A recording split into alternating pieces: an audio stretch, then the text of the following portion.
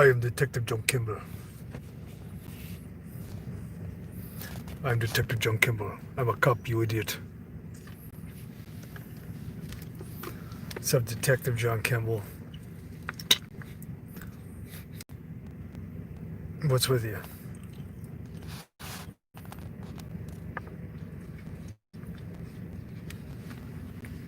What's with you?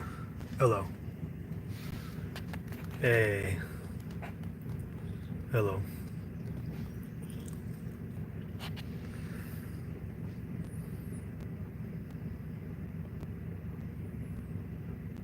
Hello. Good evening.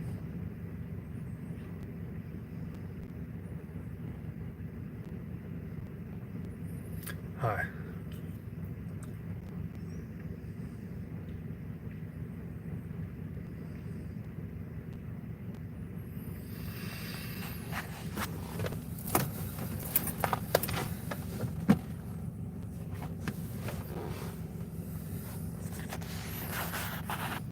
How's everybody doing?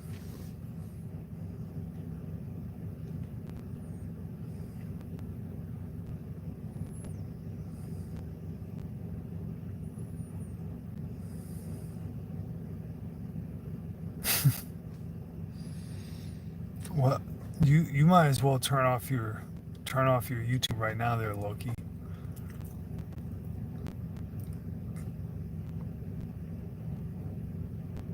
Justin, looks like you're gonna miss it, my friend.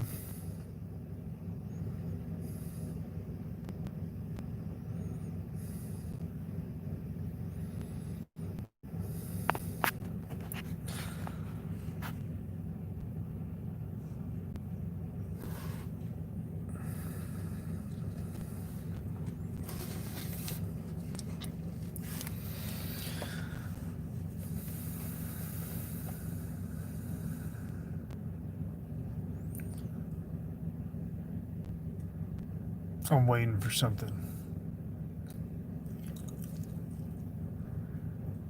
I'm waiting for something I don't know exactly what it is.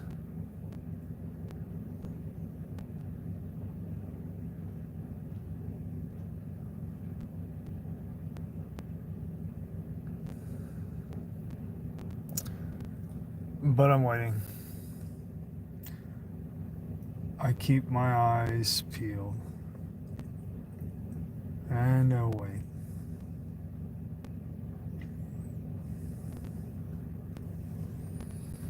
And I'll wait.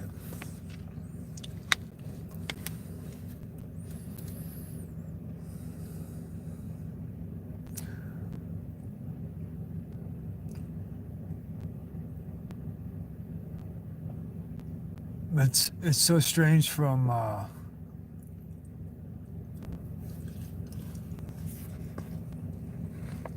the path from being a boy and then to becoming where you're a man and then thinking about the future of what will be after that in the process, and the way that it's so similar for everyone else but also so different for each individual in their own life. It's just a very big thing to attempt to contemplate.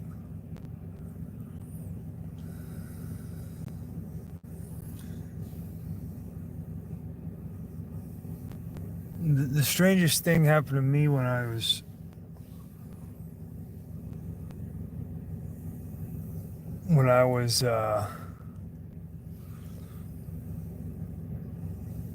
searching to understand my place, and it was like it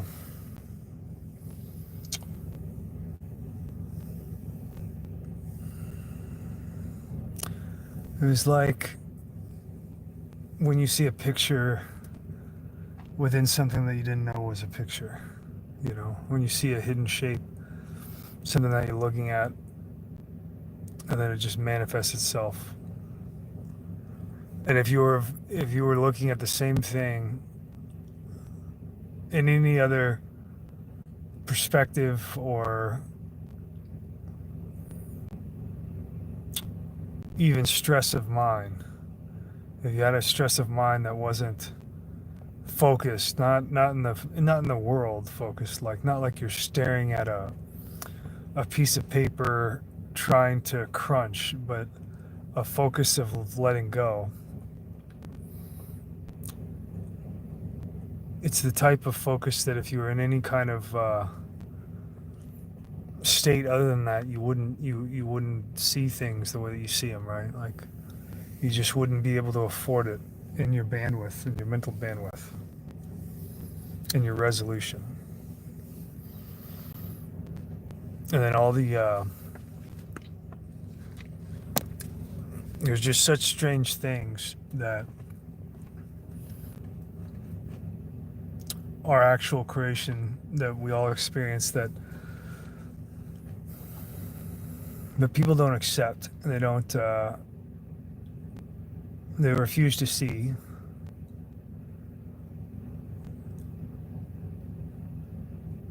And it's so prevalent amongst people everywhere that there's really only one explanation, is that it is by a design that it is that way now. The way that things are, I mean. And I don't mean upheaval in politics and social life. I mean, as we relate to one another. I mean, in terms of our recognition of ourselves and how we exist in the world.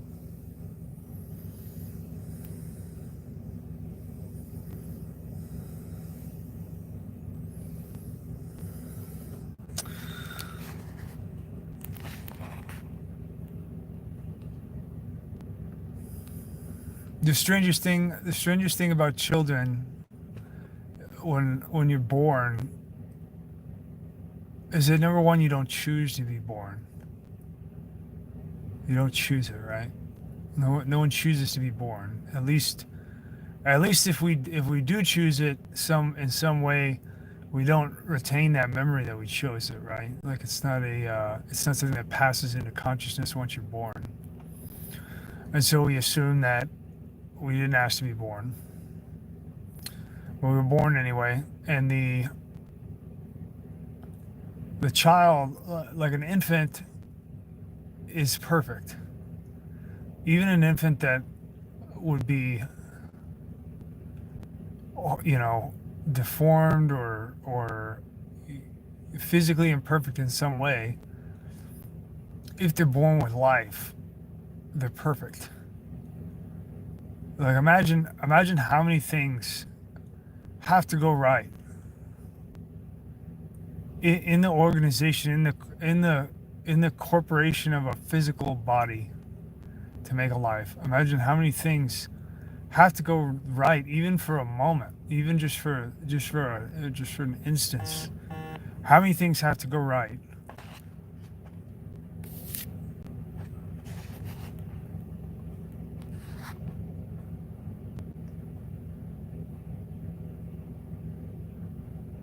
Just to create life.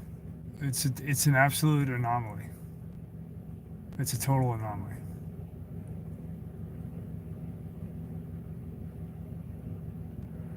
And a newborn is perfect.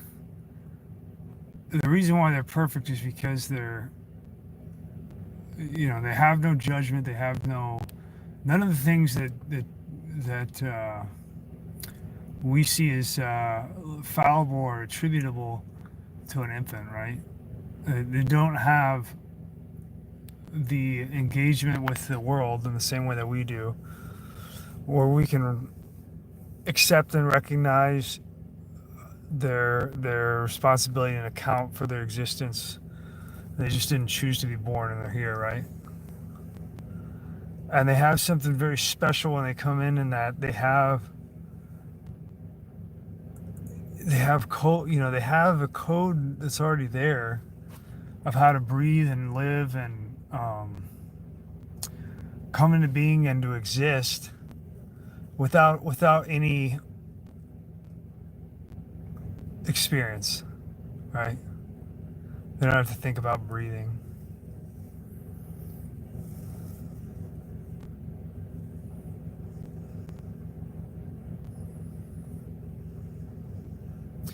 And so they're perfect, and then they grow, and then we teach them where we're at in this world and where to fit, and then they become less perfect.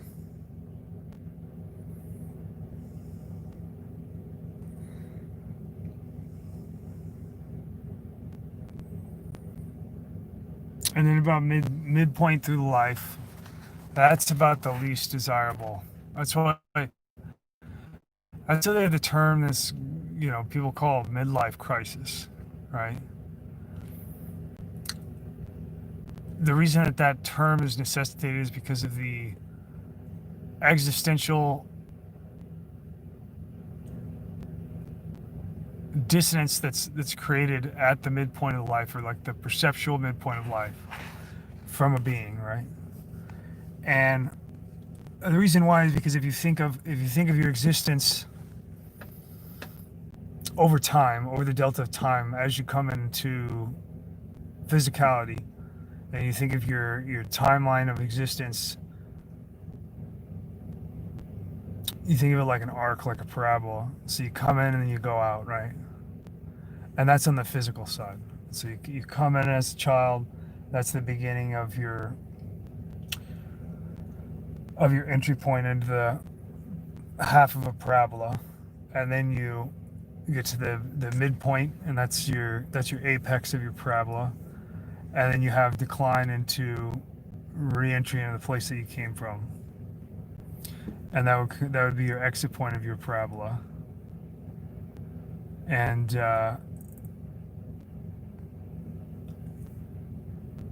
if we drew a line that was a horizon from point to point for the parabola, and if that was a firmament of something that we couldn't see and access, but we know that it's where life comes from, right? Like whatever it is, don't be wrapped around the axle about terminology or what you think someone else thinks.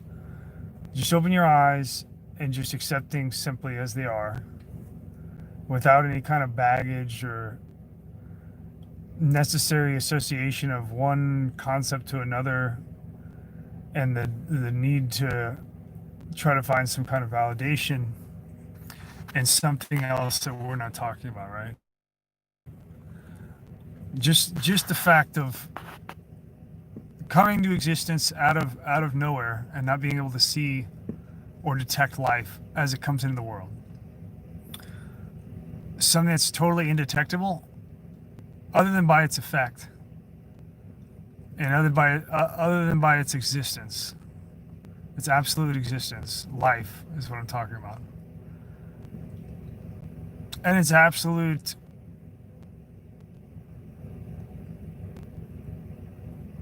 loss when it leaves, right? Of which there's no mistaking. There's no mistaking it when it's gone.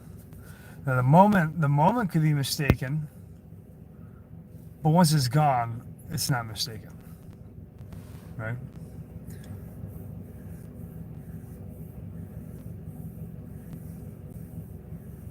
And it's a perfect thing. It is a perfect thing what we're talking about. It doesn't exist.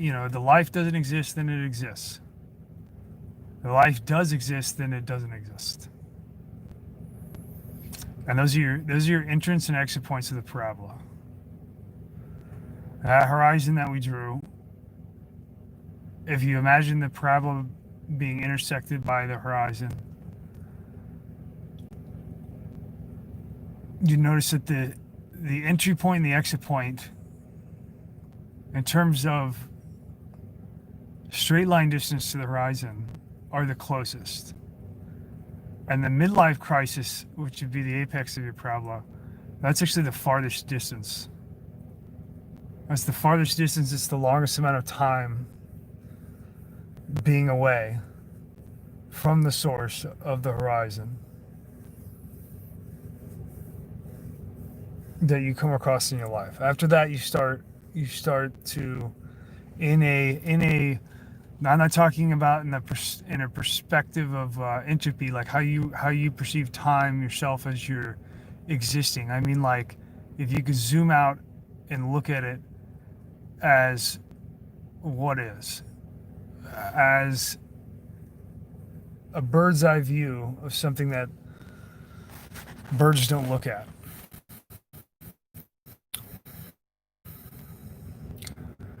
And you could represent it as that parabola shape, just as a way to visually map this, to make it simple and to communicate it. The furthest point away from the horizon from which you came is your exact midlife apex, whenever that actually is, which isn't defined until you leave the world, and its starting parameters established when you come into the world. And if you'll notice, it's easy to observe that the most discontent that people carry for others are people that are identified, whether or judged, I should say, whether accurate or not, to be approximately at the position of midlife. It doesn't have to be that way, but it is certainly something that's taken for granted, that a person who is at their apex is afforded and granted less leniency and less tolerance and less grace than a person that is just entered or about to leave this world. And that's the reason that the old are loved. That's the reason that the very young are loved. I'm talking about in normalcy. In the normal human condition, right?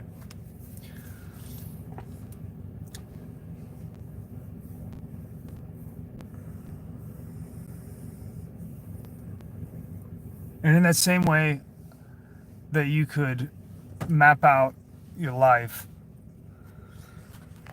like a parabola, if you looked at it as a model,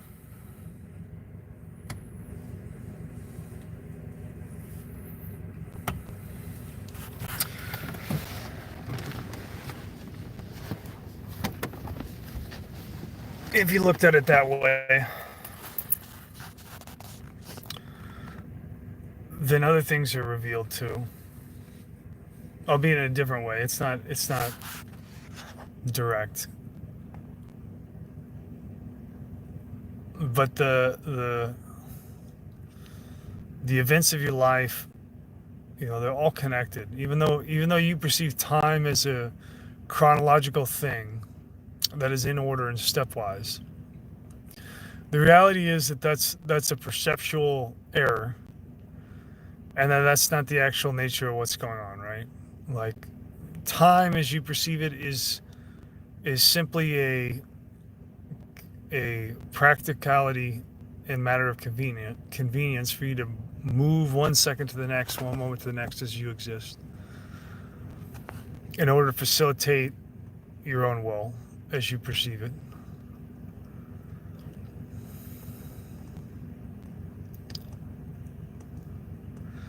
But actuality is so much different than the way that we take for granted. It's so much different. And time isn't in a chronology in actuality. It's simultaneous. And what we perceive as entropy, as time, while we live through our life, is really just an error of judgment. It's a limitation of our perception. But because the quality of existence and traveling through time is perceptual, but not reality, there are things that seem like anomalies that come up in life that most people miss because they've convinced themselves never to even think about any of these things, typically. And if they do think about it, to think of it as a novelty, as a useless metaphysical principle that's, completely abstract and has no foundation in reality.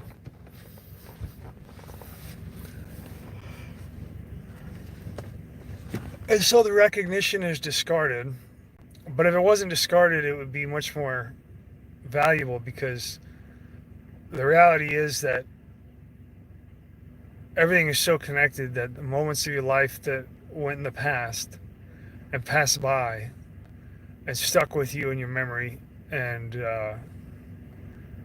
things that seemed like they had no connection in chronology, in the immediacy of your perception, actually had a connection to things that haven't happened yet. They had a connection to something that came up later in your life. And you look at this as like lessons learned, like if you recall a lesson or something similar.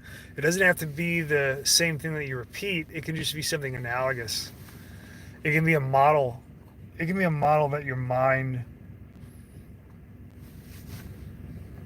recognizes a pattern in things that are unrelated.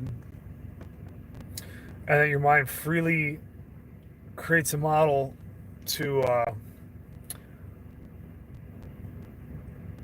navigate something in the future that you haven't even gone through, or something that you're going through in real time. And the information that it draws from subconsciously on its own is everything that you've already experienced. And in consciousness, in your self-consciousness, we don't typically acknowledge all of the things that aren't easily explained that lend to our current perception in real time and our decision making, and why we get feelings that we do, why we, do something that's irrational or seemingly irrational to another person, according to the metric of how things operate now as we build societies in the world, which are at this point basically about money. And money is like the cornerstone that everything else gets compared to in a system, right? Like it's like a productivity. The money is like a reference of, it's like a benchmark reference of productivity. And everything should be applied to that. And then if it's not, then it's like an abstraction, or just, something that's not meaningful or useful. That's not really true, though.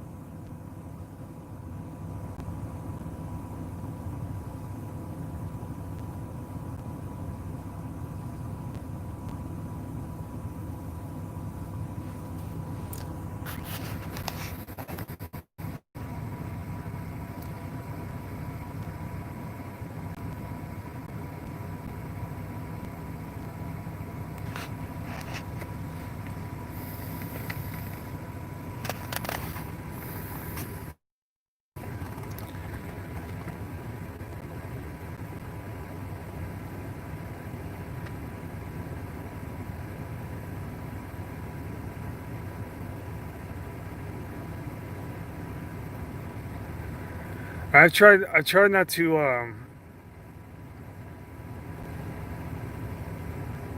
if anyone's watched all of these streams, there is a subtlety to them and continuity between the streams. And that would be that I've never attributed causation and the causation of the things that are perceived as destructive by the societies. I've never attributed that to the intent of Jews. And that is a very important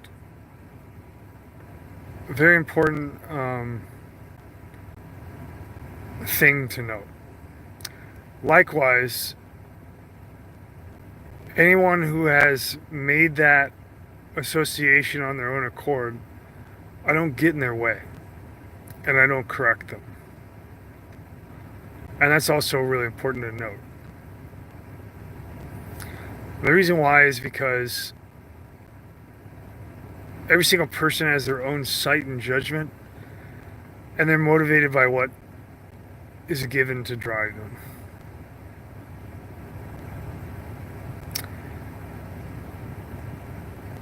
And what's given to drive you, you should listen to, even if it's not what I would be driven by or for.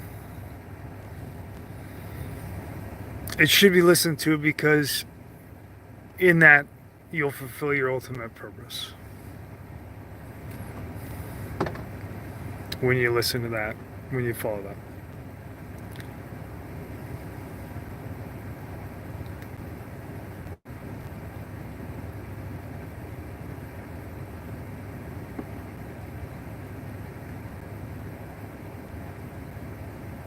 It's almost impossible, quite impossible, at least at this time, to explain in concrete terms with the language that we have, and with the languages that we have had, particularly like Western language, which I'm relegated to.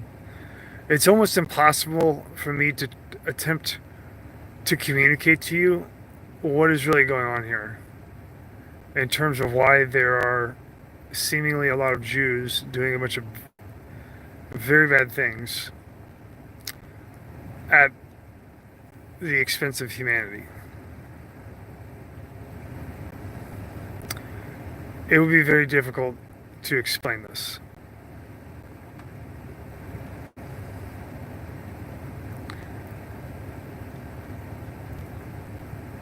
What's easier to explain is that I don't condemn Jews at all. And I don't judge Jews at all. Because that's not my purpose. Right?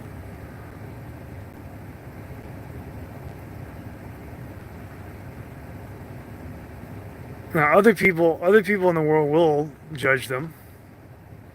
Right? And will execute judgment on them by their own will. And it's inevitable.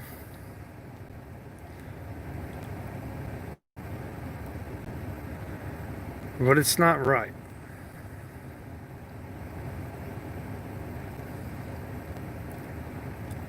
There are some things that are going on here that are very big and very significant in their conception, in their intellectual conception, that are not accounted for by the common social dialect.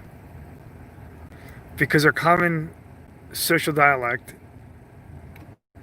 which forms the infrastructure of any kind of language or thought or position that we would build for ourselves to understand the world, it's very thin. It's a very thin foundation. It's a very thin infrastructure that doesn't really flesh out what is actuality here in the real world. And so by failing to have the tools to it's not really an error of tools necessarily. It's an error of like you need analogous models in order to compare them to be able to recognize a model that's dynamic and complex, such as human sociology, how people relate, and what their identity is.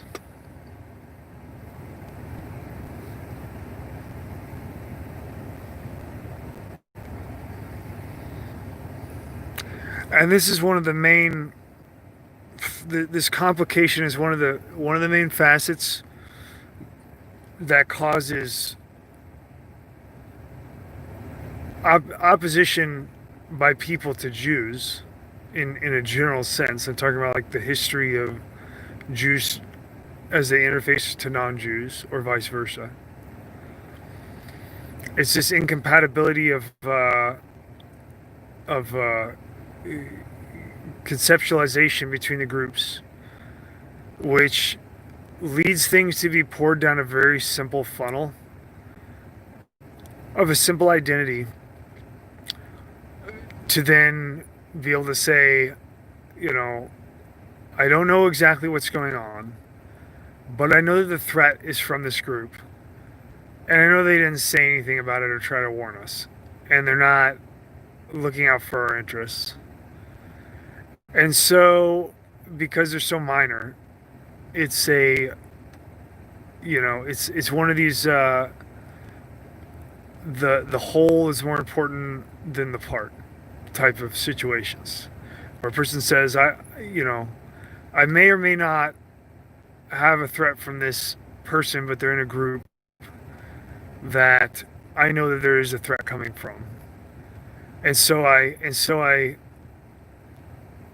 propagate my threat response against the entire group just to be safe. And that's kind of your simple explanation of how the nations interface to the Jews in times of opposition.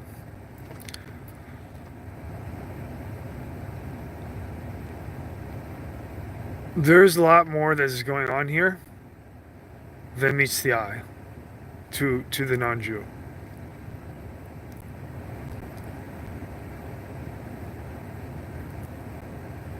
There's much more going on.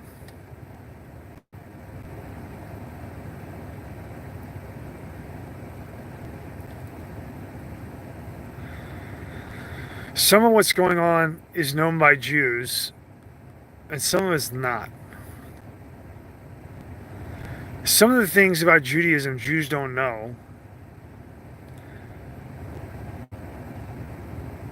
and it's made that way.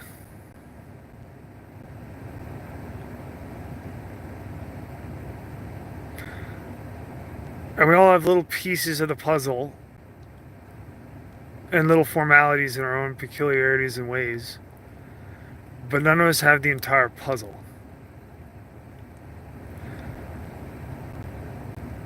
At the end of the day, when the puzzle comes together, at that time, when that is permitted, then we'll be able to look across the entire board and see what filled the missing edges that we couldn't fill ourselves.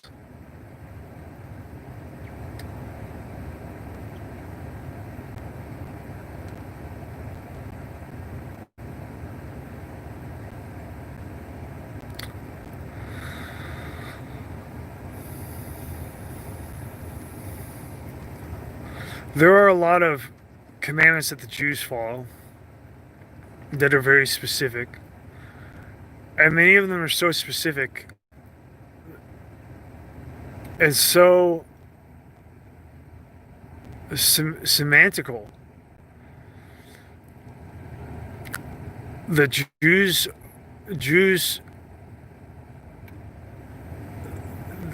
they necessitate of themselves the acknowledgement that they don't understand the purpose, right? It's just a commandment to execute, and they don't understand the purpose. I think they generally accept that the reason they don't understand the purpose is because they're not permitted to understand the purpose.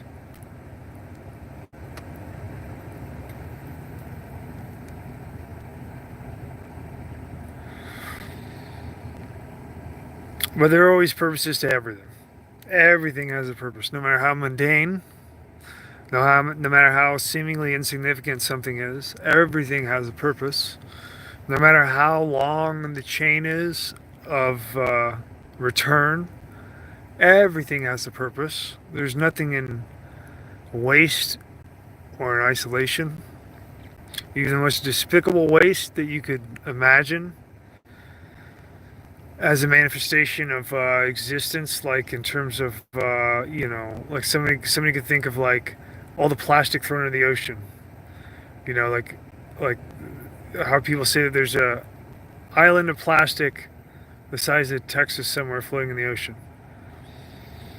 And they think it's a tragedy. And maybe it is in certain ways.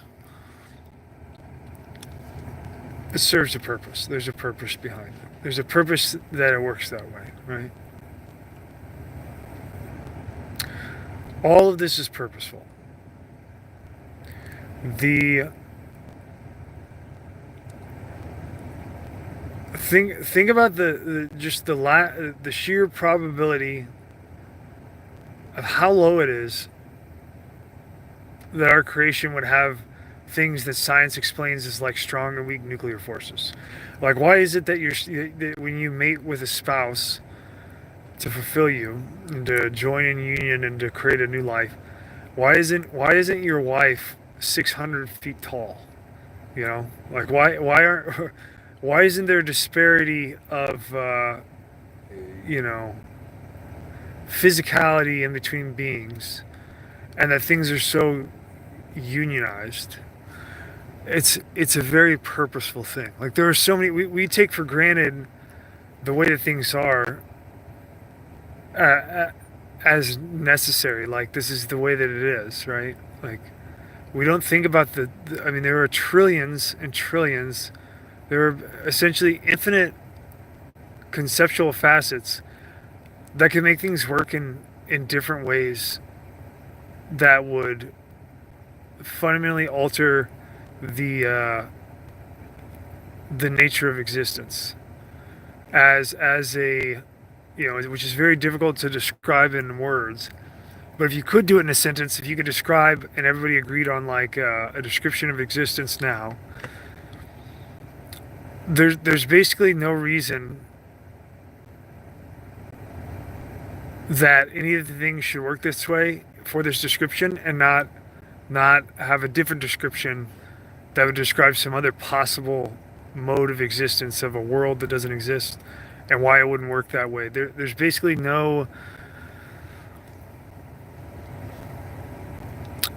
there is no logical reason other than the fact that it's all purposeful and all has a purpose and nothing is wasted.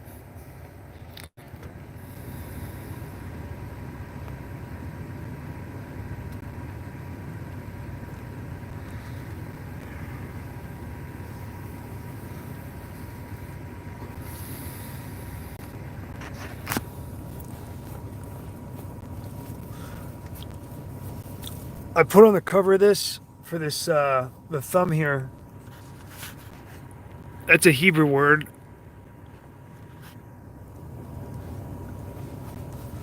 I think the word goes something like Hashmel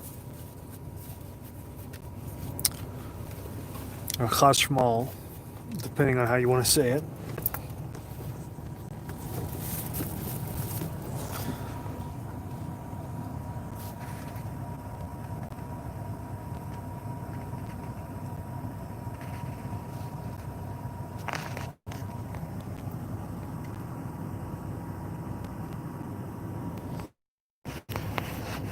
And this is this word, what it means, the reason that I wanted to talk about it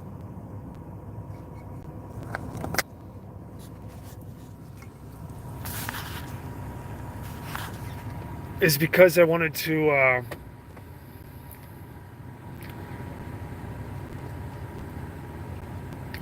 flesh out something if I can. And I don't know if I can because this is in real time. And this is just a thought, an impulse, a drive. As my cup gets filled and overflows and I have to spill it out to something, then I choose to do it this way, right? For better or worse. So that word is a very minimally translated term of a word, which roughly in English translates to electrum.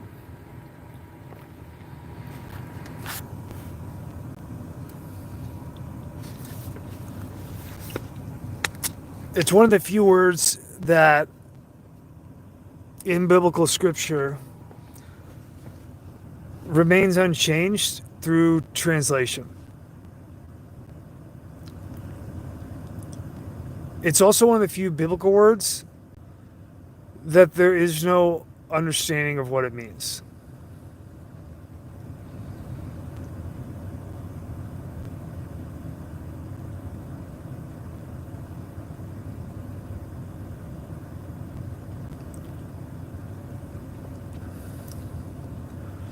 And the word was used by Ezekiel. He uses it to describe prophecy, to describe the quality of something that is seen in vision in prophecy.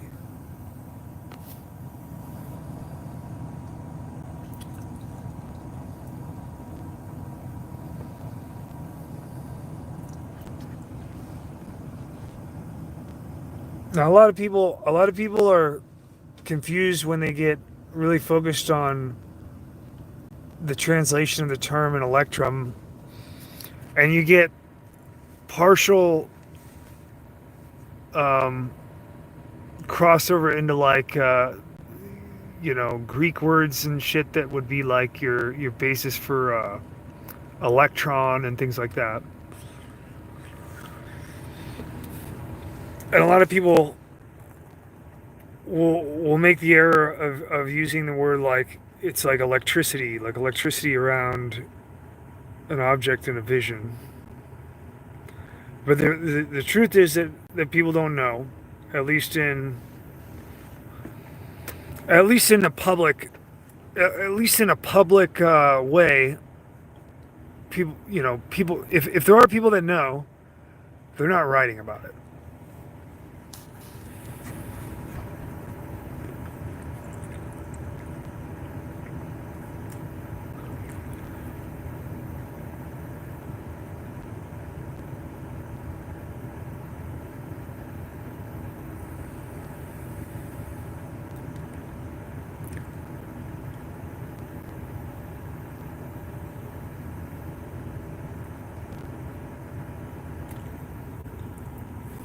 The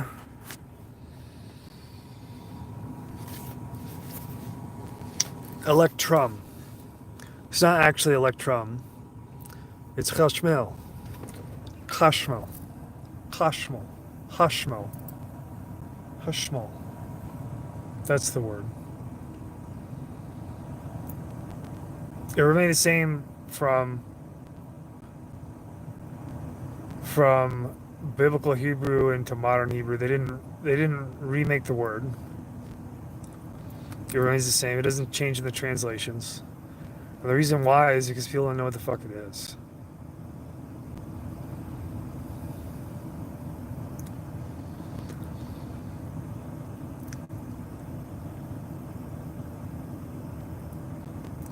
So on the thumb for this, you'll notice a checkerboard.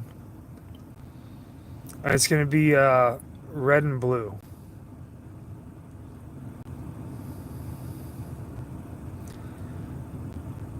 One of the things that you'll notice if you take some time to look at the image that's on the thumb of this video,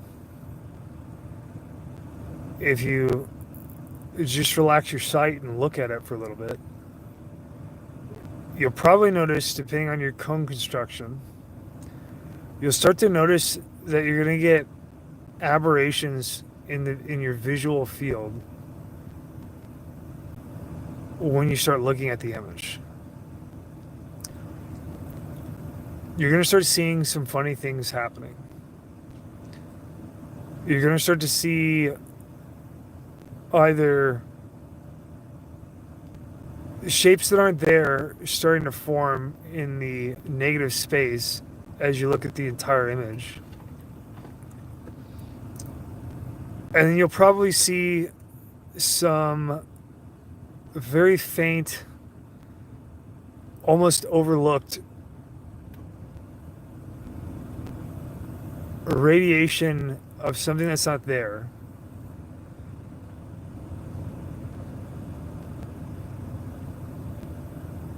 that vibrates in between the colors.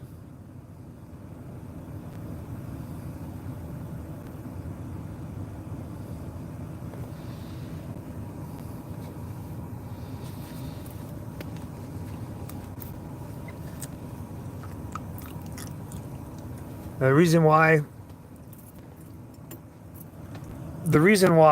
the pattern has very little to do with it. I chose the checker because it gives you a lot of instances of the contrast between the red and the blue color right up next to each other in iteration across the entire image, so that it's easier to see. Because if I only did two colors with a split, like if I took one color and another color and put them right up next to each other, you only have one line, one place where the two colors meet, which is what I'm talking about. And that's why I chose a checkerboard, because there's an easy way to make instances of this thing that I'm talking about appear in iteration, one next to another, in both the vertical and the horizontal orientation, so that your eyes can have a greater chance of recognizing this thing, right?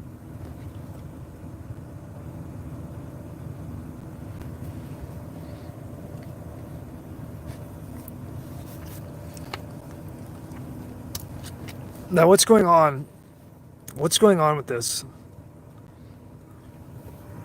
is that color is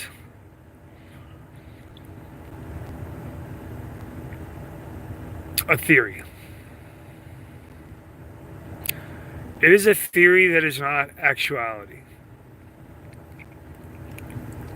The way that we think about color and the way that people think of color systems and the way that people think about things like wavelength or the shape of a wave, these are models to represent what is actually going on in order for people to understand and comprehend them.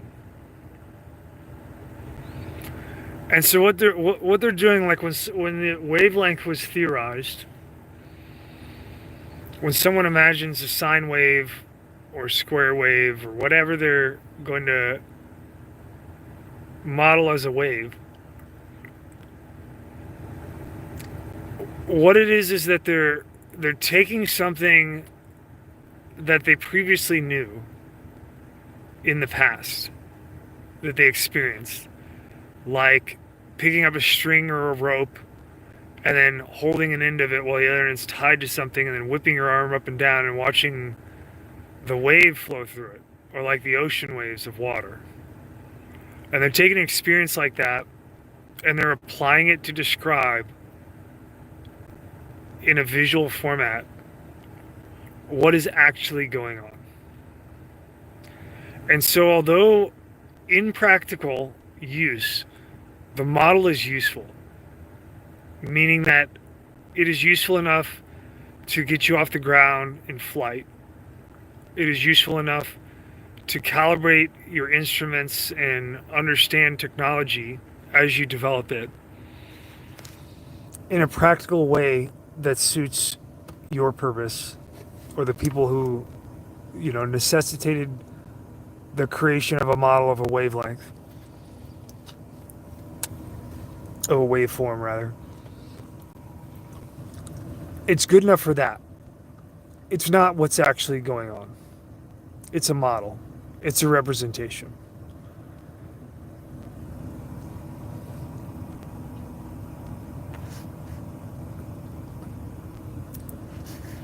Now, what is actually going on is contrast. And what that means is that the contrast between, like we're going to use color, for instance, because we're talking about the thumbnail in this video, and the weird things that you see into it when you look at it. Forget about the idea of red and blue, the way that you think about it. Forget about the names. Forget about what you think are the colors and the way that you feel when you see the color blue and all the things that were blue before in your past that are evoked and brought to the surface in order to define what blue is to you. And the same thing with red. People often associate emotive states with colors. And there's a reason for that, but it's not as simple as people think. Or rather, it's more simple than people think.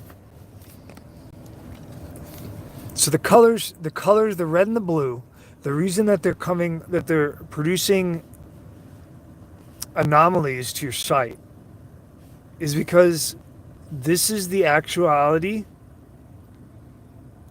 of what you see.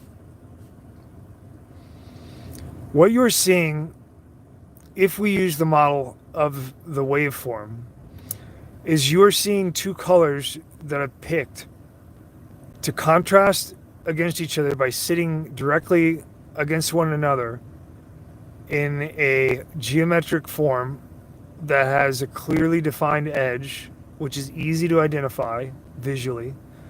And then I'm putting the two colors right up against each other. The nature of the colors, because of the way that you are created, have opposite waveforms. And so when this happens, what you're getting, what is actually occurring in your visual perception is that you are mathematically canceling the stimulation that you would get in the visual field from the presentation of the wavelength of that particular color of red and blue. Where they meet in the middle, you will see something produced that is not there. That looks like electricity.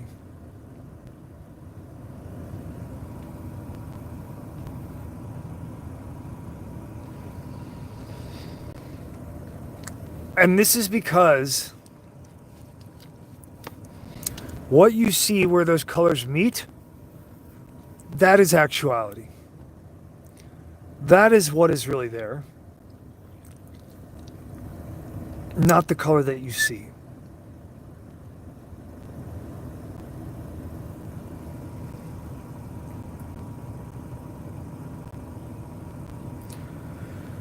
The color that you see is what you have been created to see. Meaning that you don't have sensitivity in what we call the spectral range in electromagnetism. You don't have a visual sensitivity to see X-rays, right? Now you can make a machine that you think sees X-rays, and you can say this sees X-rays. And what you're seeing is a representation of the X-ray in things that are within your visual field of what you're sensitive to on what you call the spectrum, right? So you're not actually seeing X-rays. You're using something that is within your sensitivity range of the wavelengths that you can see. You're building a tool which then resolves a crude representation of what you call X-ray, but you don't actually see it, right?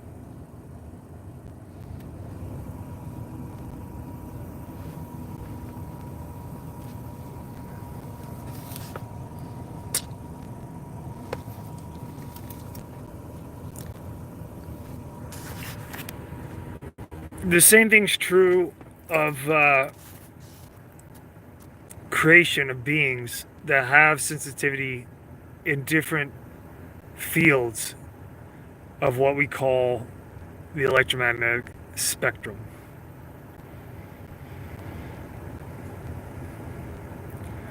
And so an owl may see something in a different range, and an insect may see something in a different range than you.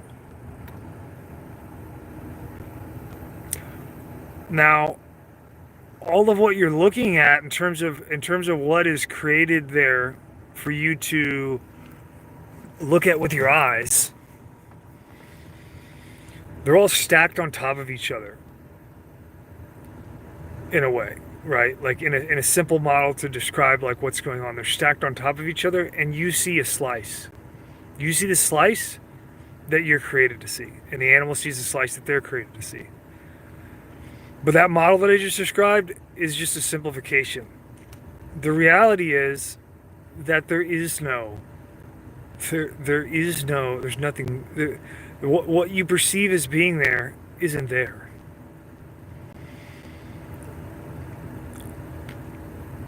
And you see what you're created to see, not what's there. Now, the exception of this is when you do something like a waveform inversion, where you cancel out the stimulation that you're responding to when you look at a color by using colors with opposite phases. You create aberrations in the image that you're viewing. It doesn't happen much in nature. It can happen. It's very unusual.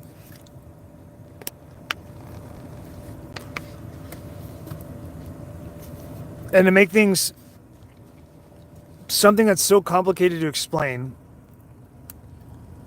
that human language doesn't justify it. The reason that you see this is because it was left there for you to see.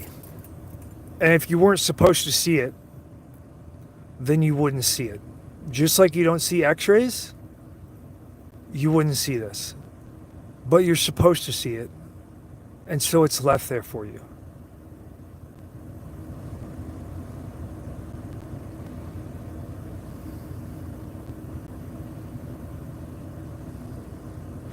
Because what you see is what you're supposed to see.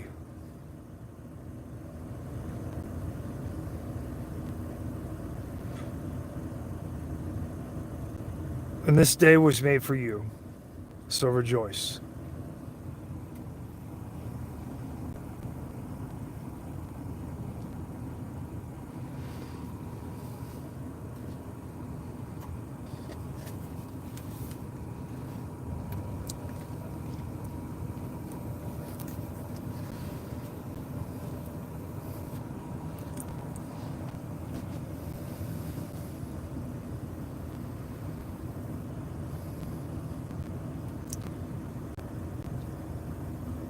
The thing that you're seeing in between the lines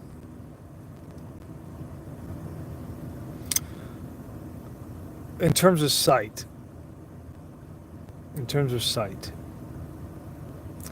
is the actual sight. That's what's really there.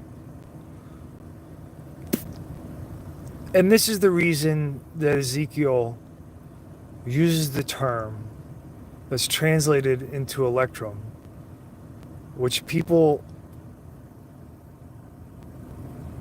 are so confounded by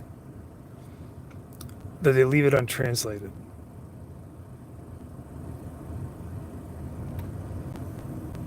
The electrum is actuality of what's behind this illusion that you're presented with.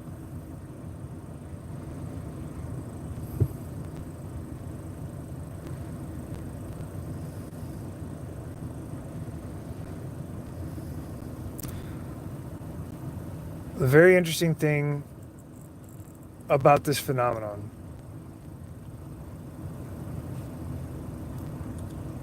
is that it appears in other ways that are hidden to people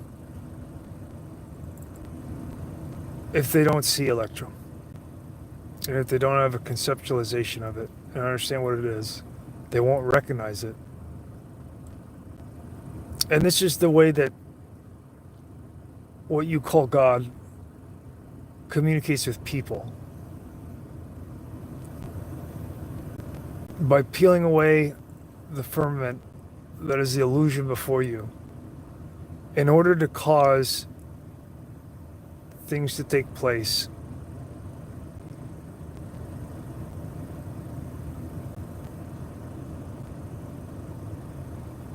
All over.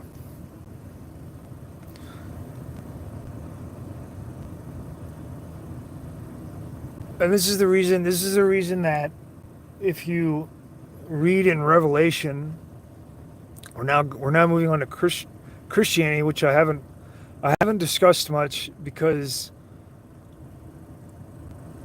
it's extremely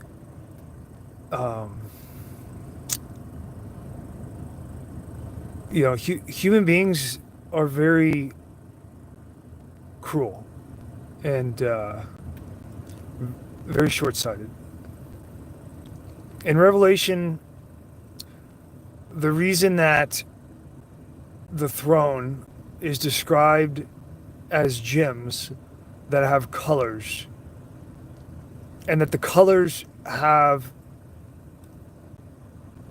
in general, opposite phase, is because they're describing in Revelation, through analogy, they're putting in proof that they are communicating with God.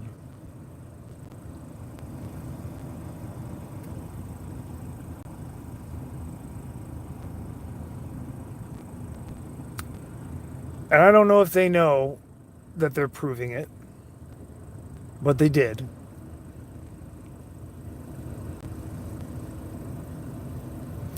Because they might not have a concept of what's translated into the word electrum.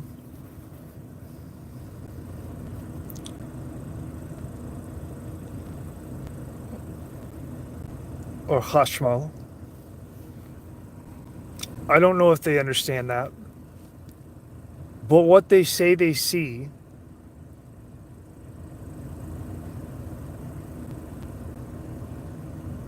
is the construction of what that is in different forms.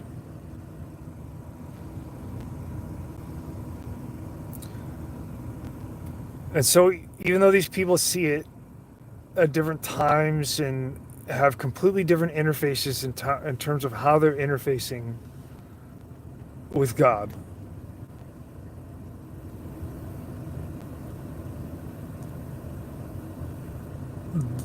there's very little doubt that whoever wrote those words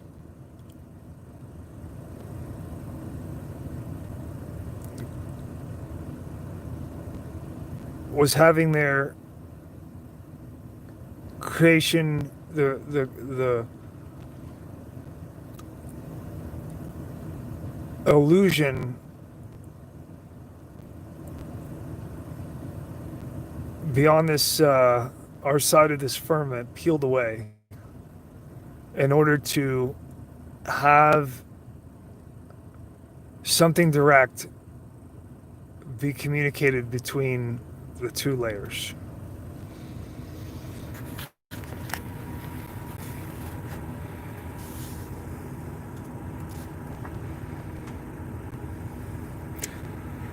Now, it doesn't have to be visual.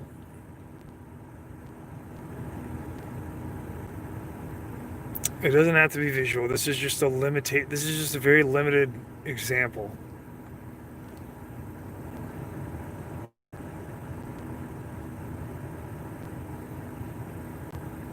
But things aren't what they seem to us, you know?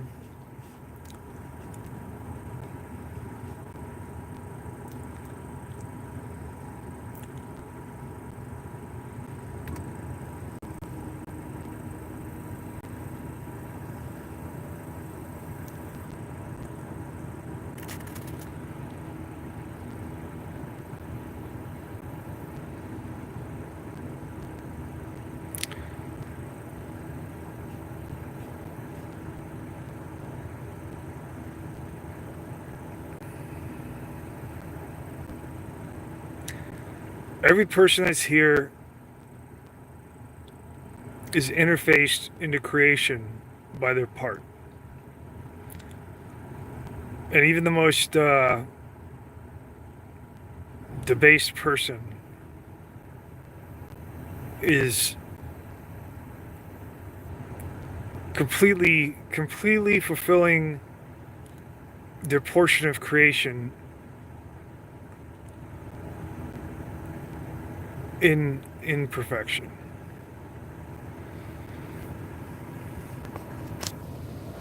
And so even though we seem at odds with each other all the time,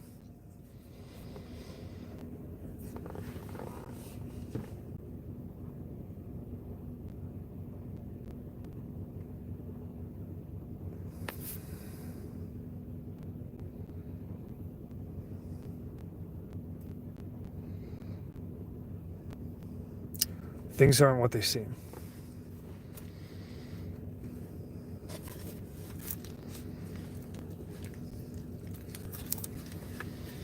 They're not what they seem.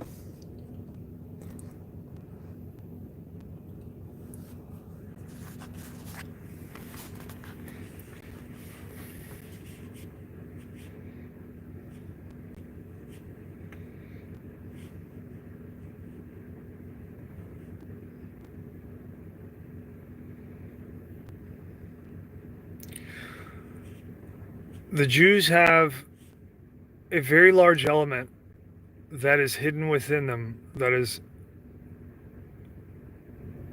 holding them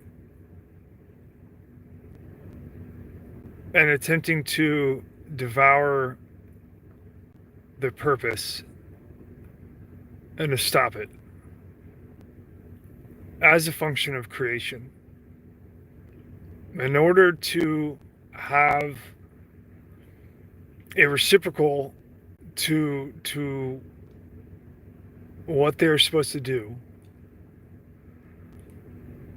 as a function that's similar to the like a polarity of positive and negative,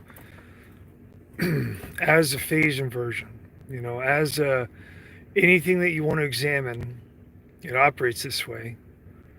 And this is because this is the way that is dictated. This is the way of God.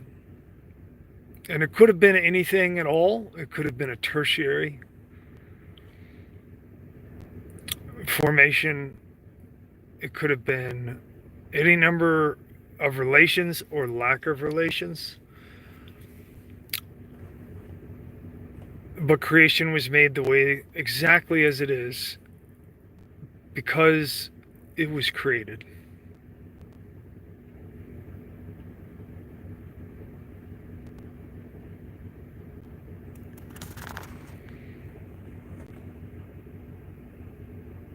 And so the reason that I talk about Jews so much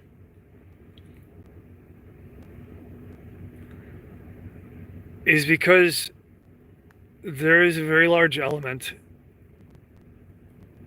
within Jews of a bunch of people that are not going to be in the registry when this whole thing gets done.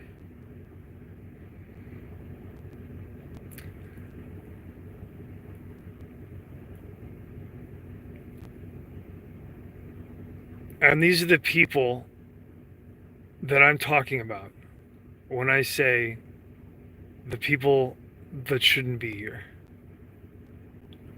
Because they won't be here in the future. At some point. And that's what I'm talking about.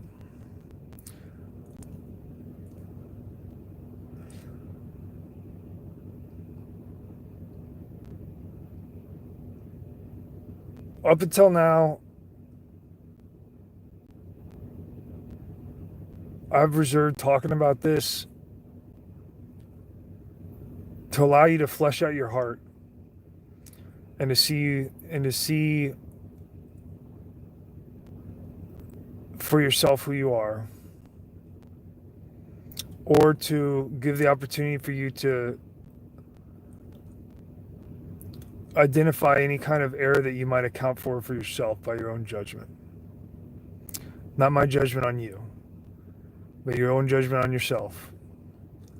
And so I've refrained from talking about this and parsing between the different identities to allow you to come to the surface with the catharsis that something's even wrong in the first place.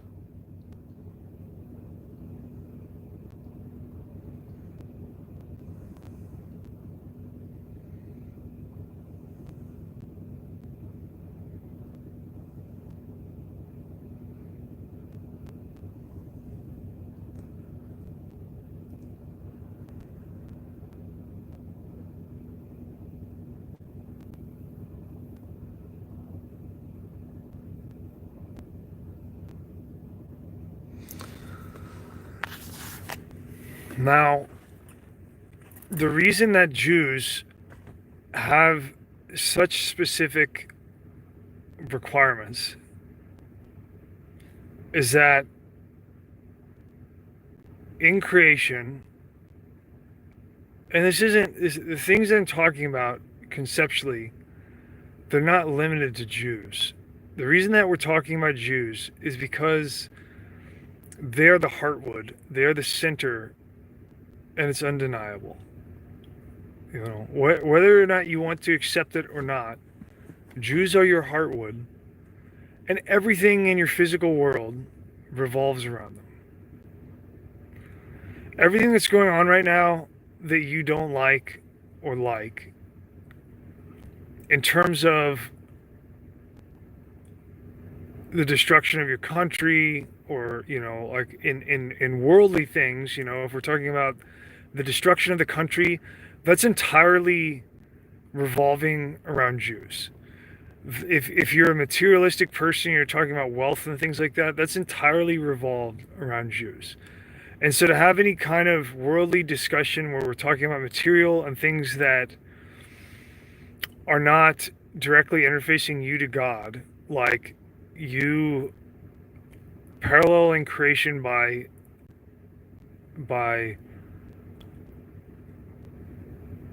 reflecting God's order into the world, you know, when you grow something from the ground, or when you reflect truth on other people. If we're not talking about that, if we're talking about worldly things, it entirely revolves around Jews.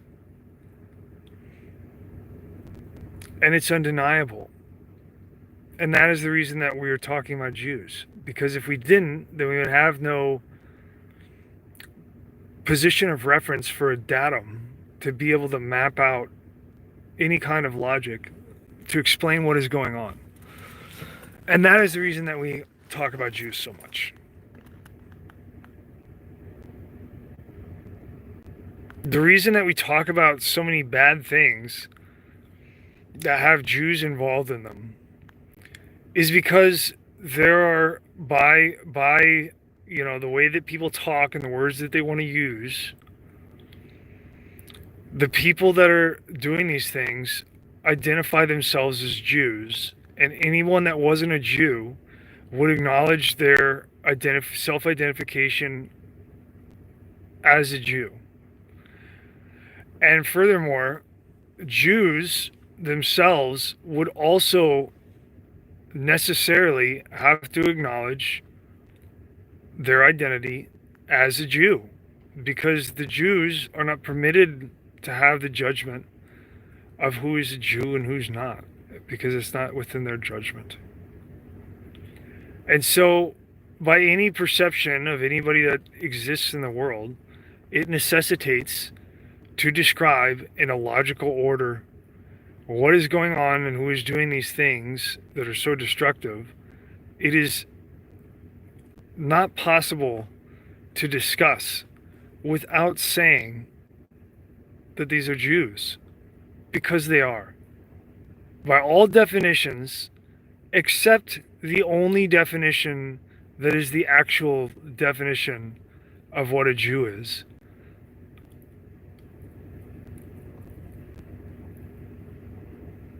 Which is divine. And which is not accountable to our understanding or our overview of that determination.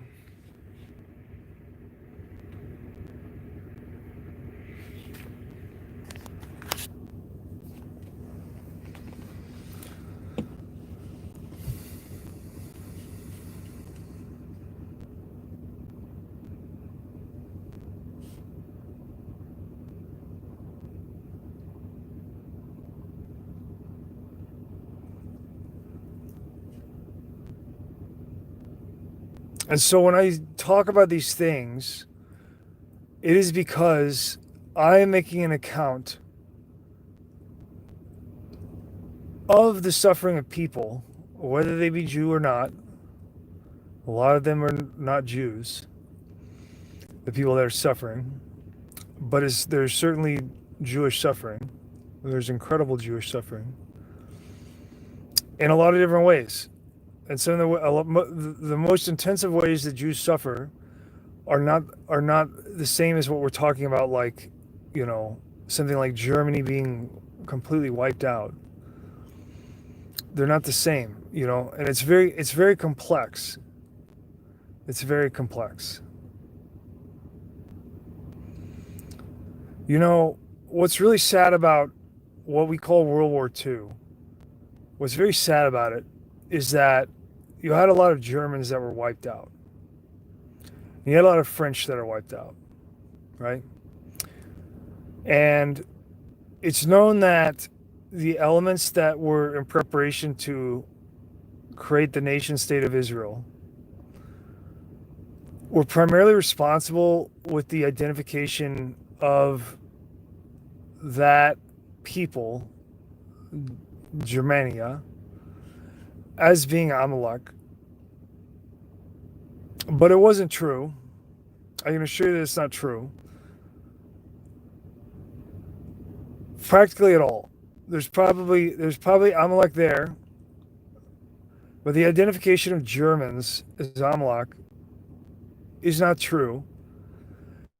And the elements that made this distinction almost certainly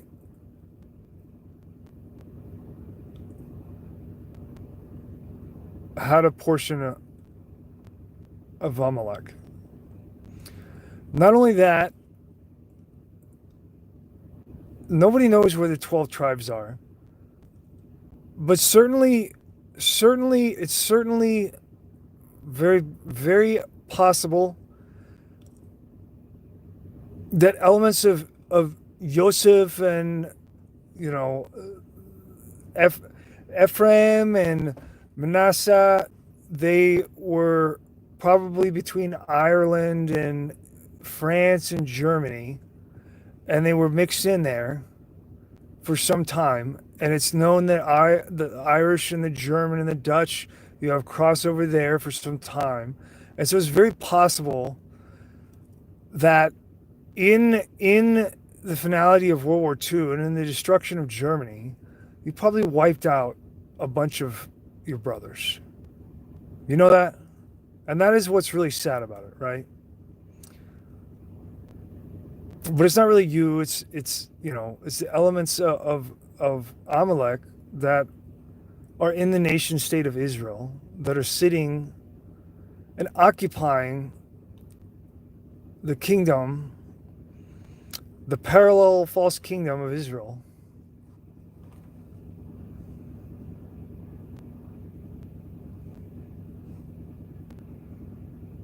And they're the ones that sent and made World War II and World War I. And they're the ones that created the nation state of Israel. Not Jews.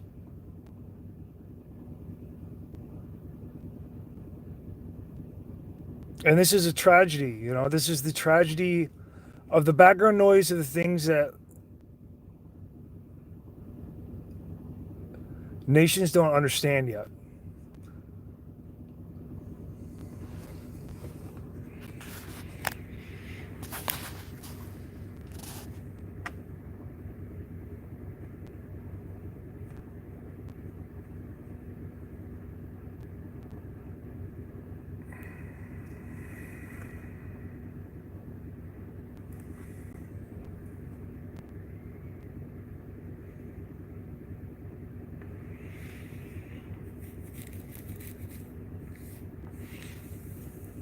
in the model of creation and the way that it's perfect in a construction that we're not always able to comprehend and perceive, just like we can't perceive other bandwidths of the, electromagnetic spectrum, which are just words I'm using to describe this, so that we can have somewhat of an understanding of, of language and being on the same page, right?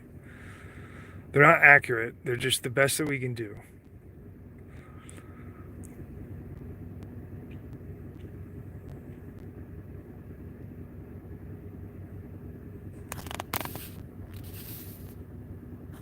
It's not the causers. It's not the causers. I mean, the causers might be in there. That's not what I'm talking about. I'm talking about something else that is not physically viewable by. It's something that you can't see with the eyes. You see them with your eyes, but not the way that we use our eyes, right? You see them in combination of your senses. You see them by permittance. You don't see it by the traditional sense. All identity in between the lines. That's right. Because what reality is something that's in between all of the things that we perceive. It's not the things that what we perceive is all illusion, and what is something that's within. It's not. It is not what is presented at all, and in most cases, it is typically the opposite, because that parallels the mechanic of creation.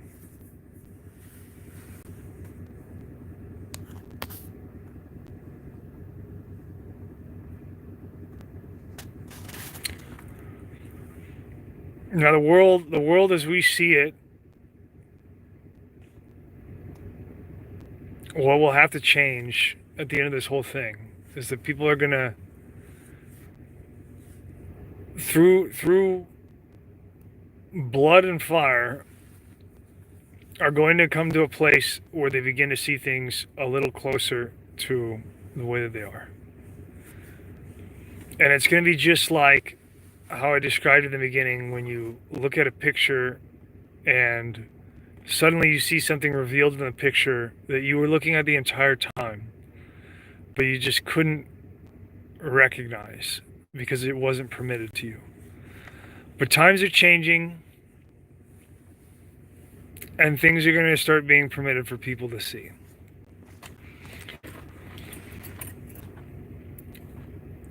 What we attribute as the physical world, I'm going to use that term, the physical world.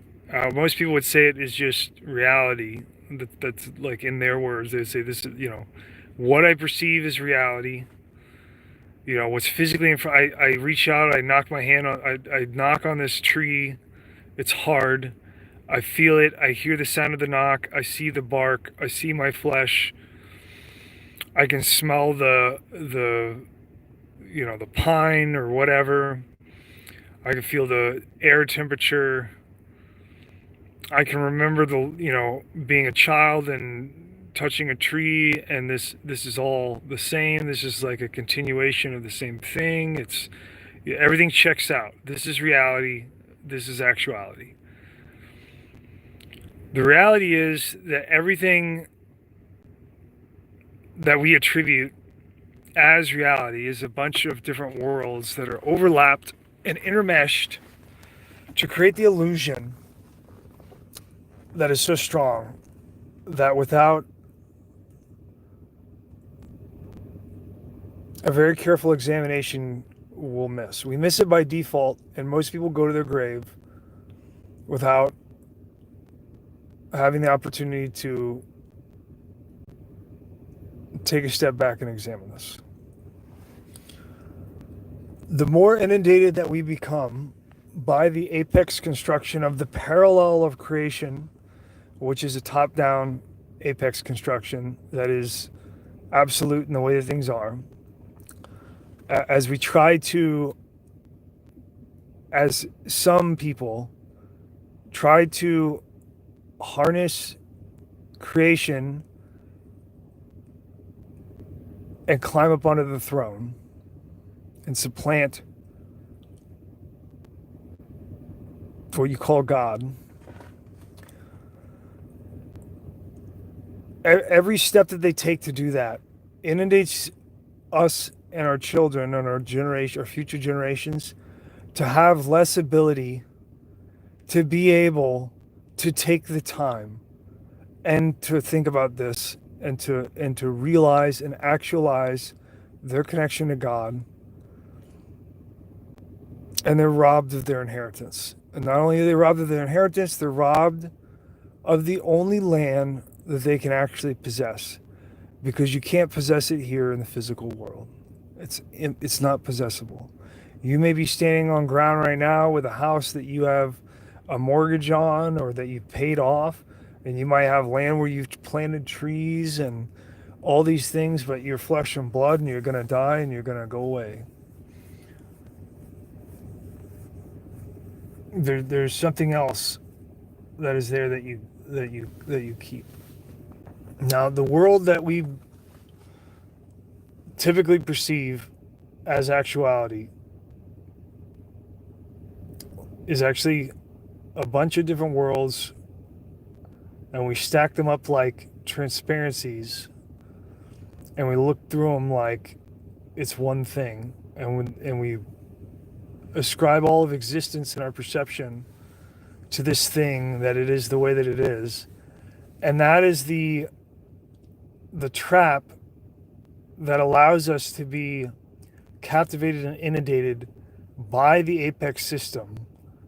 Because the apex system, I'm talking about the parallel apex system, I'm talking about the falsified, counterfeit kingdom that is here on earth as of now. It forces us to accept that as our domain, when we do not separate and parse reality into its actual components as it really is. So physicality, when I'm knocking on the tree with my knuckles and I feel wood and it makes a sound and all these things, right? All of the things that are going on are physical, right? Like when I'm moving my hand and I'm hitting the tree and there's a distance between us and I'm calculating all this, but with the brain as it's been created. This is physical. The tree is physical. My brain is physical. The chemicals in my brain, that aspect is physical. Right? Now, there is another dimension here, which is I'm going to use the term world because it seems a little bit more appropriate to me than dimension.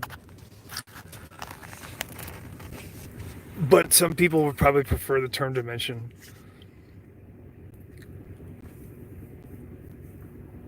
When I think of a shape, right, like the thumbnail on here, it's a bunch of squares that are oriented into a checkerboard type a pattern between them, right, in frequency. So the geometric shape, if I imagine it, right, if I picture it in my head, I can see a mental image, and it can look like anything that I want it to. When I think of a square, I choose to make it perfect. And so in my mental image, the square is perfect. Meaning that in my mental image, when I imagine zooming into the edge of it, it continues to be perfect and flawless in its conception of my mental image, which I am manifesting in my mind right now as I talk. And I'm seeing the corners and they're 90 degrees. They're perfectly 90 degrees in all ways. Whatever color I choose to make the square is the perfect color. It's exact. There's no differentiation between one place on the square and another place on the square that have any kind of variation of color, not only in its simplistic form, which is what I'm talking about here when I'm using the term color, but I'm talking about in terms of like the entire shebang that we perceive as color, meaning that, like, you know, the way that ambient secondary light would like reflect off of a surface and then come back at the surface that the square was, if this is, I'm saying if this was a physical thing, and then there would be imperfections on the surface of the square, and they would catch shadow, and they would be like micro shadow, and then the micro shadow in aggregate would change the approximate color of the color that I was perceiving. Like all of these things, it's just like an infinite bundle of phenomenon that affect the way that I perceive this thing in real life, in physicality. But in my mental image, I see the square as perfect. Now, there's a very important distinction there, because the mental image of the square is just that. It's a mental image. And now it does exist because I'm manifesting it, I'm resolving it right now in my mind as I talk about this. But in the physical world, that square doesn't exist. It doesn't exist at all. Now I could think about, in my mental image, any kind of square that I wanted to. If I want, I can make the corners not 90 degrees. I can do irrational things like make the corner obtuse and greater than 90 degrees, but then somehow it still appears to be a square. Like, I can do all kinds of things with the mental image. I can't do any of those things at all in physicality. I can't make a perfect square. There is no perfect square at all. There is no perfect color at all. It is entirely relative. It is entirely infinite in possibilities in terms of how it's not perfect. And all that you have to do is look a little bit closer to easily determine that if there was a square, firstly, there is no square that's produced naturally. The squares are produced out of geometry that comes from the mental image and then gets crafted by the hand, by the translation of man from the mental world into physicality. Like when we try to build something that looks like a square. Now we can get pretty semantical and obsessive about how, let's say that we were crafting a square out of wood. I can take a planer to that over and over again. I can check my corners over and over again. I can use my speed square. I can make a better speed square that's even more straight than the other one, to the most extreme degree where I am really getting up towards the curve on the law of diminishing returns in terms of, like, how precise and what kind of tolerance the speed square that I'm using to cut out my wooden square is. The wooden square is not perfect that I made. And if I zoom into it, I'm going to see imperfections on the edge that I made. And if I zoom in close enough, it's not even going to be a straight line at all. It's going to, at some point, it's going to end up being just this wobbly thing that is not recognizable as a square edge at all, or a flat edge. Same thing with the corners. Now, not only is the square not perfect, the speed square that I used to manufacture this square out of wood, the reference tool is also not perfect. It's made out of metal and has all the same imperfections as the block of wood that is in the shape of a square. All the imperfections. If I zoomed in on it enough, in theory, right, according to like physics theory, once I zoomed into it enough, I would find more space in the object than I would actual physical matter, right? And so that's the nature of that is the nature of physicality, whereas the nature of mental construction, which is an entirely separate world, is capable of conceiving perfection. Now there is no passover between the two. There is no connect. There is no transfer between the two. I can't take the perfect square out of my mind and transfer it over into the physical world, no matter how hard I try. The man is the medium of resolving the perfect conception of the square into the imperfect construction of what is a crude representation of a square in the physical world. There's a very good reason that there is not the transfer of perfection between the mental image that a man comes up with of a square and the physical square that he makes out of a block of wood. There's a very good reason for that, and it's because mankind is not ready.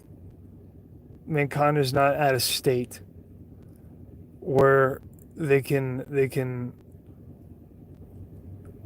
handle perfection in that domain, in that world, the physical world that we all share.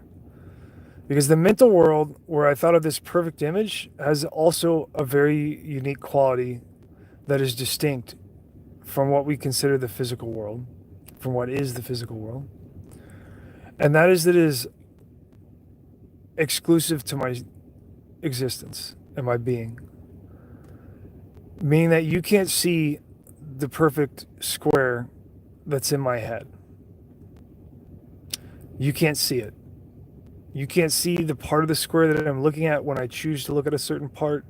You can't think of the way that I think of the square when I'm imagining a perfect square, the angle, the distance, the size of the square, the different the trillions of qualities that are called into resolution the moment that I want to think about the square.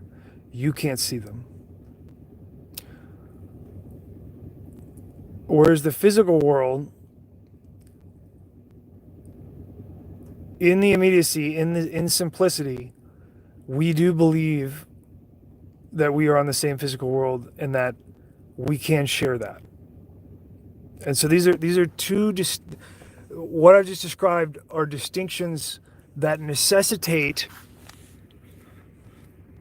that these are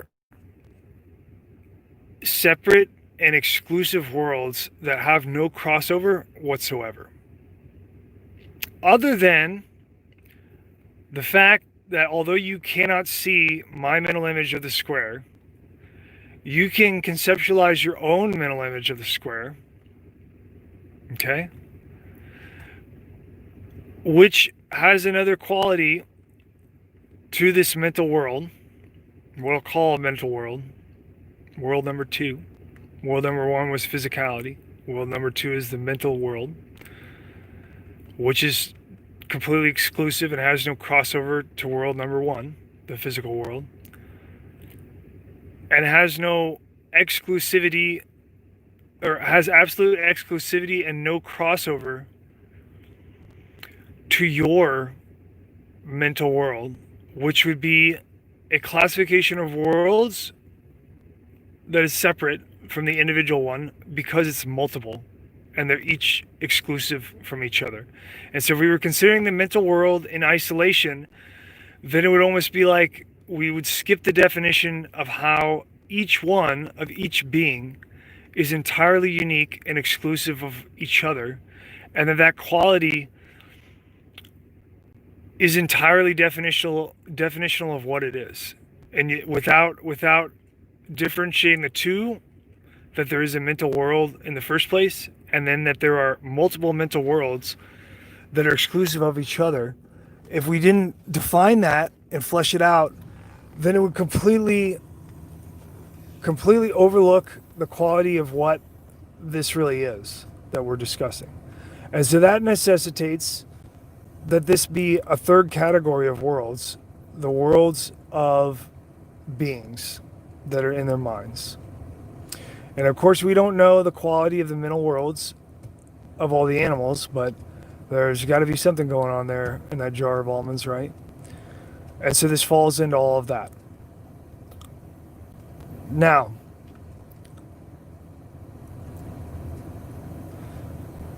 there is another world that I'm going to skip over for temporary brevity, because I'm not really sure if we're ready, but I'm going to go on to another world, which is related to the other ones that we've already talked about. And it's necessitated because in the prior instance, discussing the mental worlds, we've established that my own mental world, in which I see the image of a square, is entirely exclusive, has no crossover, and no transmittance, indirect transfer to the physical world. But it also has no transfer between another person's mental world, so they can't see mine and I can't see theirs. But still, I can conceive a square that is perfect in my mental world. And although you can't see that one, you can think of one yourself. Now, if there's no square in world number one, which is the physical world, if the perfect square doesn't even exist at all and is found nowhere, it doesn't grow on trees, it doesn't exist in nature, there are no tree limbs that fall down that form a perfect square, it's an abstraction that we recognize, that we pull out of our sight. And this is the world that I'm not talking about, which is called the sight of the worlds, which is an exclusive thing to all the other worlds that we're just talking about. We're going to skip over that. But the fact that you can make your own square in your mental world, and I can make my own in my personal exclusive world, and the fact that the square can't be found anywhere at all in physicality at all, ever, well, that dictates that the square has to come from somewhere. And since you can't see my mental square, and I can only translate it to you by a crude representation, which could give you the idea, right? Like, you could get the idea of a perfect square. You could see it in your mind after looking at a crude like if I drew my perfect square in my mind with a crayon on a piece of paper, I could show it to you, and then you could resolve your own perfect square in your mind. But that doesn't mean that it came from the piece of paper. It didn't get transmitted to the piece of paper. It was crudely reflected in a low resolution to you, and then you made the perfect square in your mind. Now, if it's not in physicality and we both have it, and there's no transmittance through physicality, which is the interface that we would communicate, then where does the perfect square come from? Well, it comes from the perfect world. It comes from the world where we derive the perfect concepts that we conceptualize in our mental world. And that perfect world isn't limited to just things like squares, perfect squares, or mathematics, or the mechanics of identity and things like that. It's also the perfect world where things come from that go directly into the physical world, such as death and birth. And so before you're born, you don't exist in physicality. And then suddenly, at some moment, which cannot be discerned, you could zoom in on the creation of new life in its physicality, in its physical form of fertilized eggs. You could zoom into that with some kind of special microscope that doesn't exist, and you could go greater and greater resolution, and the only thing that you would be able to see would be fractions of time that are limited by the tool that you're using to examine it. that would render a series of images at one point, at one frame. You would not exist, the life would not exist, and then at another moment the life would exist. And if you kept on zooming in, it wouldn't matter how far you went, you would always have on the right hand, you'd have an image of you existing, and on the left hand you'd have an image of you not existing. And it's infinite, right? And this is because life and how it's introduced into creation is a perfect concept. It is a perfect thing. It is perfection. It is the creator. And because it doesn't pass through human hands, because it is not wielded by humans, it is permitted to be here in physicality, this perfect thing. And this is one of the laws of creation, that perfection is not possessed by man. And the reason why is because you are not the creator and you are not God.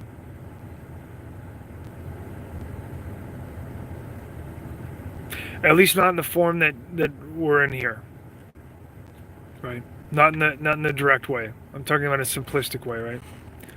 And this consideration. But nonetheless, your death is the same way as your birth in terms of its procedural order. You're here and then you're not.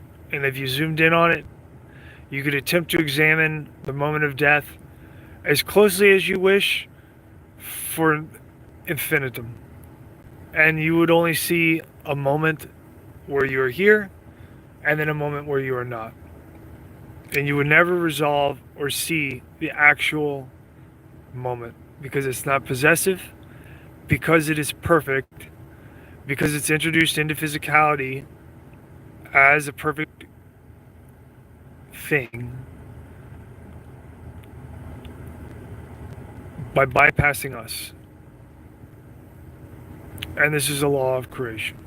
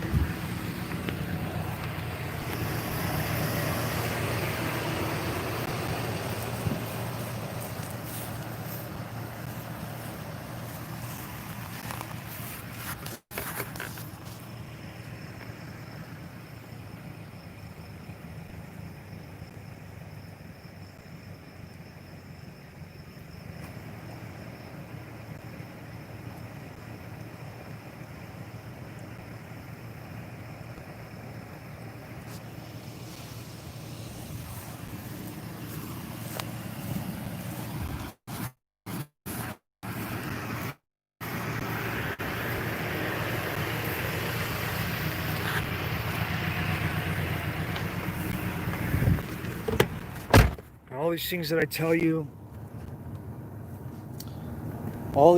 tell you, they're not me. Do you understand? This is not some kind of possessive thing that I wield, that I hold to teach you. I can't teach you anything, right? What I am doing is I am reflecting exactly as I see, so that then you can see it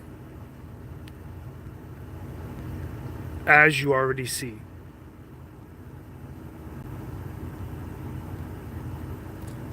I don't possess any of this. This is not a secret. This is not something that requires my existence as a middleman in order for you to have access to it. It's something that you're permitted to access and see all on your own. but you're being stopped in physicality by keeping your mind on shit that doesn't matter, because that is the current game, and that is the way that the game has been. But it's going to start changing.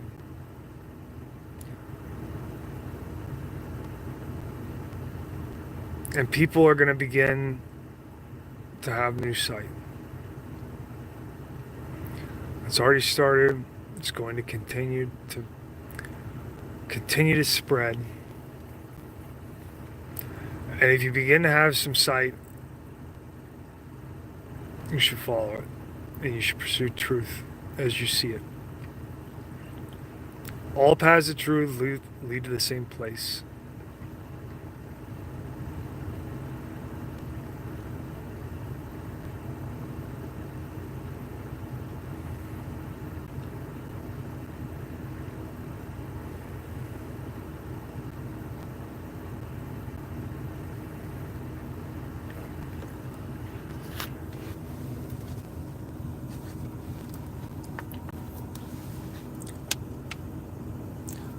Now, the thing that is keeping you in physicality from being able to understand and contemplate these things is keeping humanity from being able to see them on their own and to have to rely on intermediaries to connect to God.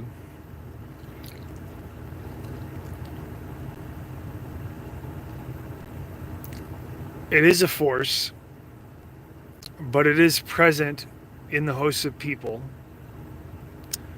I got to be careful using the term host because it's used in a lot of different ways. But all I mean is that in terms of beings that are here on earth, people act as vessels unknowingly. And you can't tell by looking at them.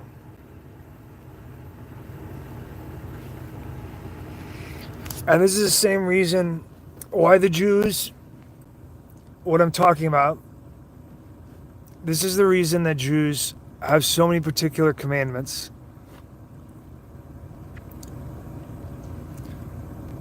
Because there are so many that a person that would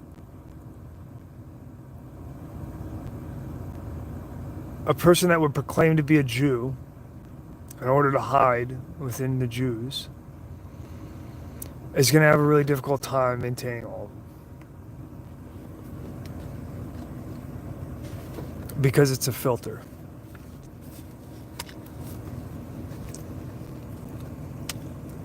Now, the world outside of the Jews needs a filter, but you guys don't have any.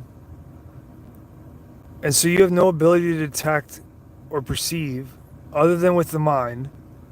You have no ability to detect or perceive what is under the surface of what is really going on here. But this whole process of what you can surely see by your own intellect, even if you're looking at the situation right now in a simple, worldly, physical way, just about everybody in the world at this point in time today understands that things are getting pretty serious, right?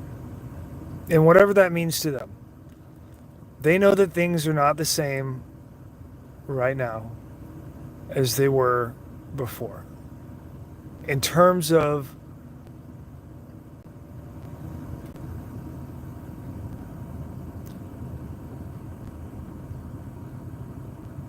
this process of existence.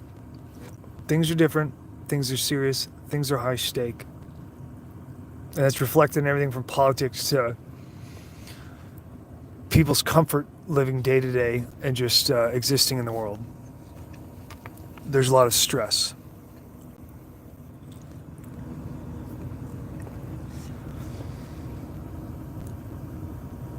Now the source of the conflict that is creating this is embedded into people,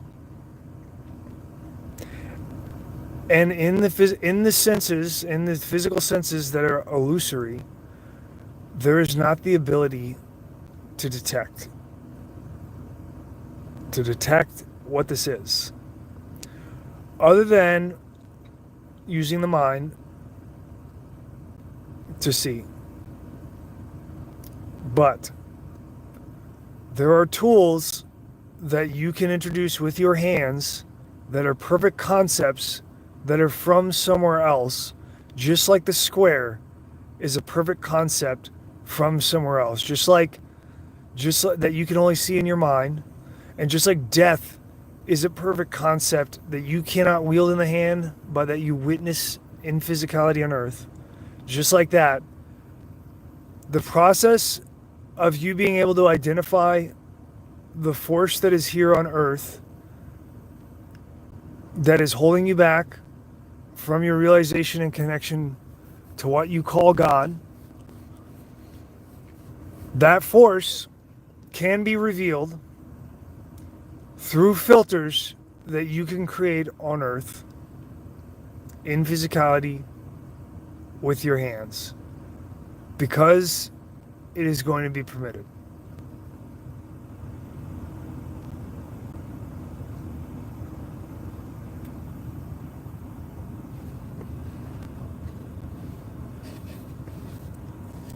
Now, what I'm talking about is not just non-Jews. I'm talking to all people. All people. And if you're a Jew listening to this and you understand the things I'm saying, then you should think about it and you should reflect on it. Because what I'm saying is that there are filters that mankind can build right now in physicality that will force to the surface the division of the actual force that's in people, that's within people.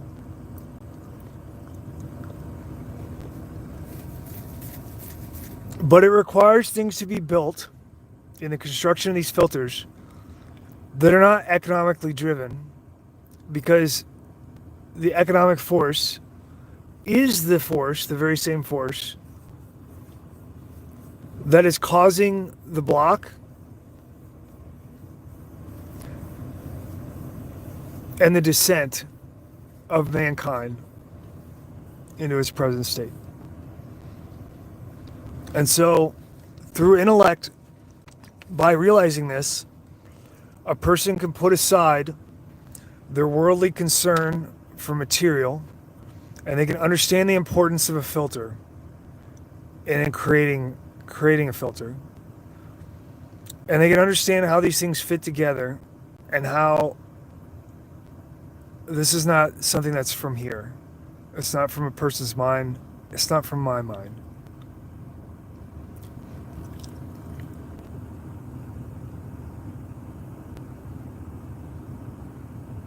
And what I'm talking to you about is sanctuary that is not controlled by man.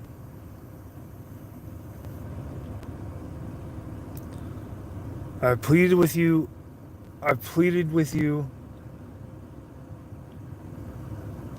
to understand the gravity of this, and I've failed.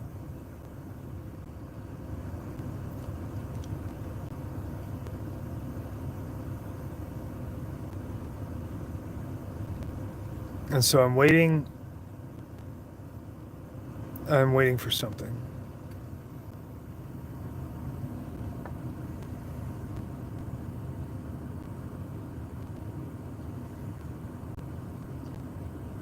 That's it for time. I love you guys. Have a good night.